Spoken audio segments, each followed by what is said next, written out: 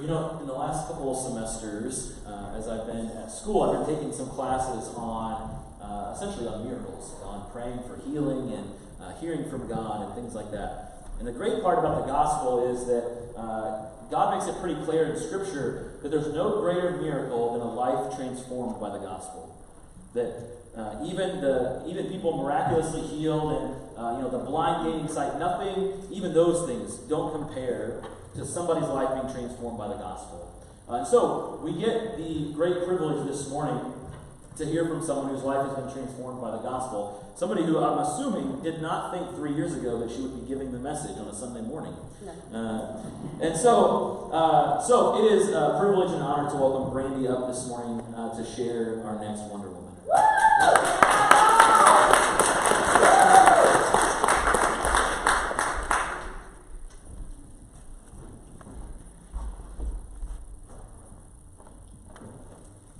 All right, good morning. Good morning. How's everybody doing today? Good. Okay, well, I'm going to be talking about Mary Magdalene. And this is our 6th woman for the 6th week out of 7 for Wonder Woman. And I would have to say, with Mary Magdalene, she was one of the most, spoke of women in the Bible. She was mentioned 19 times in there, in the gospel. So sorry, I'm really nervous. I normally don't do this. But I related a lot to her. She was known as the woman with the 7 demons. And they don't know too much about her before any of all this had gone down when she had met Jesus. She had the 7 demons that was taking over her life, and she just wasn't who she needed to be. She grew up in a small town, which I did. She had a good family. She came from, they think, like some kind of wealth, which I'm not wealthy, I can tell you that much. But so that doesn't really go with me.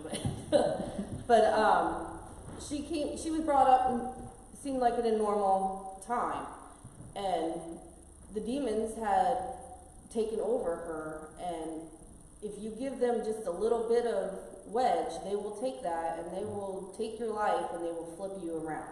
It did the same thing with me. I grew up normal, family that loved me, but I gave that inch for that demons to come in and take over what I did not want to be happening in my life. I started to come here to church when I was young, but then about 3 years ago, Savannah pushed us to keep coming. And there was troubles in my life at that time. So my husband and I decided that, maybe we'll go and we will see what could happen. When I didn't think anything, I could handle it myself, but obviously I was hard-headed and did not think that anybody else could do it for me. So we came and it changed me more than words can say.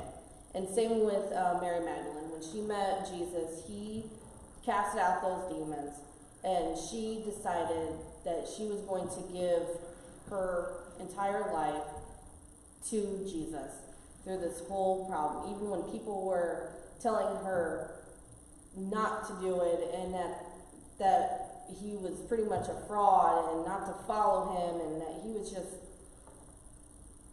somebody that she just should not be following. But she didn't want to listen to nobody about it, so she kept following with him through this whole time of when he was going through all the being crucified.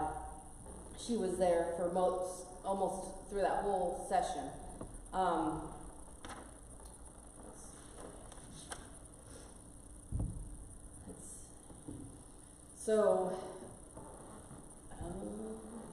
so sorry, guys. But she did amazing things for him.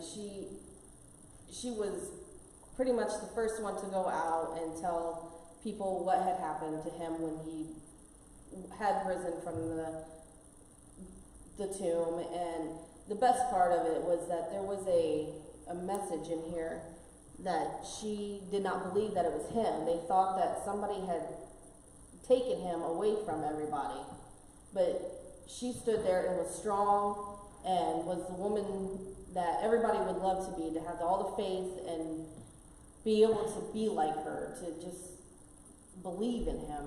So when she went to go see it at the tomb, it started, this was John 20, 14 through 17. At this, she turned around and saw Jesus standing there, but she did not realize it was Jesus.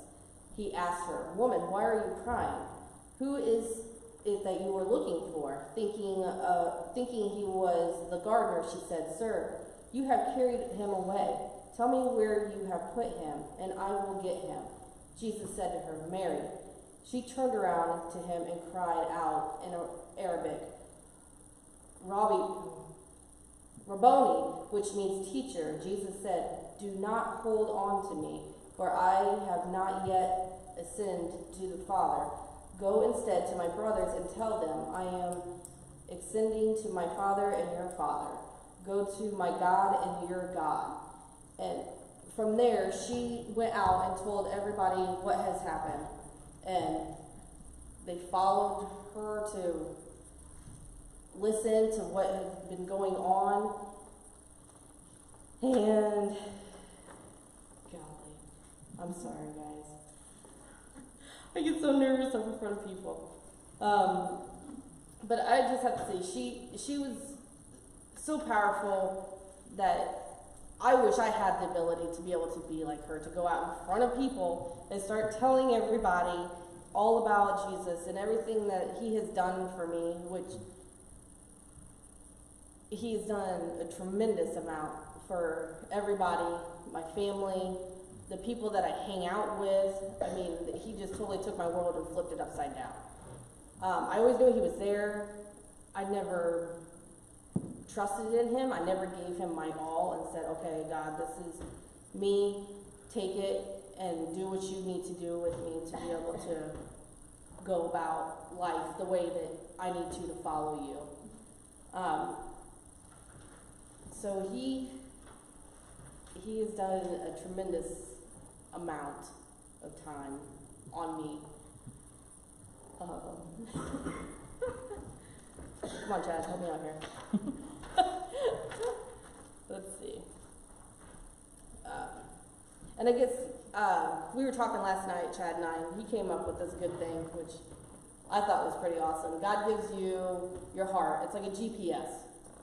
And you have to know where you're going and admit where you have to know where you're at to be able to know where you're going. So when you have problems or issues that is going on, you have to at least know that they need to be fixed. So God can sit there and hit go, the button go, to transfer you to where you need to be at in life. He's always there for me, I still have issues with problems during my time. Everybody does it. You might not have the same that I have issues with, but every single person has something that they're not proud of or that they're ashamed of. But all you got to do is admit that you know that it was wrong and that you need to be able to go from there and then work your way up to where God will appreciate that you have realized that and recognized that, and you can move on and be better in yourself. But there's some people out there that they just can't seem to get that point. They need help on figuring out how to get to that point, to say, hey, I am having issues. I need to figure it out and then follow Jesus, and my life will be a whole lot better. I knew that in the back of my head, that's what I needed to do back in the day.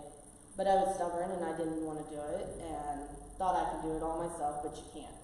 And that was the biggest thing, giving myself to him and letting him lead my life. So with Mary, she, to me, was one of the strongest women. She was a leader. I've always told Savannah, in life, you're always a leader or you're a father. I always try to teach her to be a leader. And that's what Mary Magdalene was.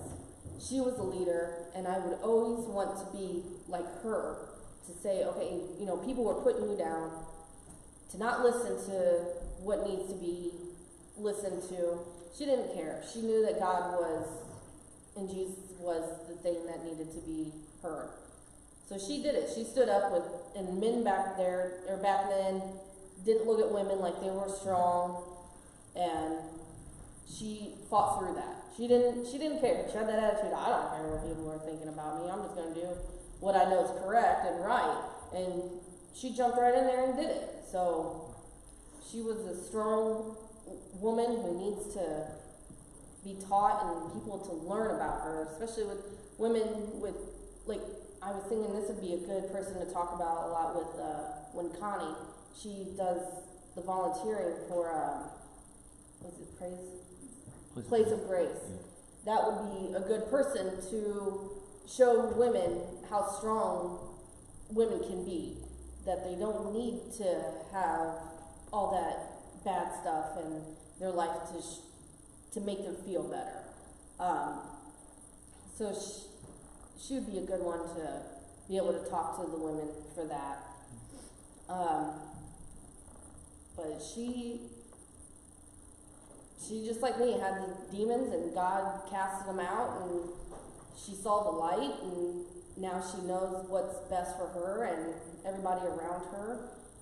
And I would never want to go back to that old life. And I hope nobody would want to do what they did back, whatever they've done that they're thinking of that disappointed somebody or done anything like that. So just look at Mary and take her as that she is one of the strongest women, and follow her, because I will from here on out. If something's happening to me or I'm having struggles, I will look back and say, okay, she fought through it. She beat those demons and went on and made an amazing name for herself. So yeah, she was a big part in Jesus' time, and I hope that you guys can read up a little more on her, because she was only in there, like I said, for 19 times, but she was a big impact at the time of the Bible. So I hope you guys learned something from me. I don't know what else. I know, I'm so sorry, guys, but I get so nervous.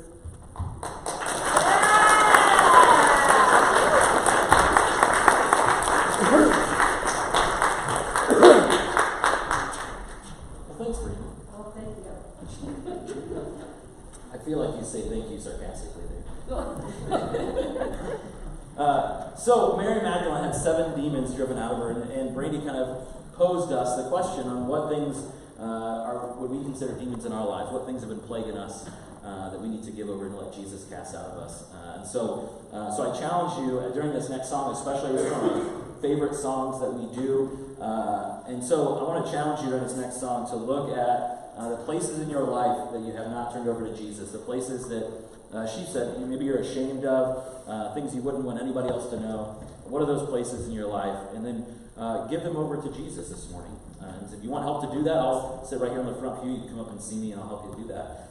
But I want you to be thinking about those places in your life this morning that you haven't fully given over yet as we sing this next song. Brandy?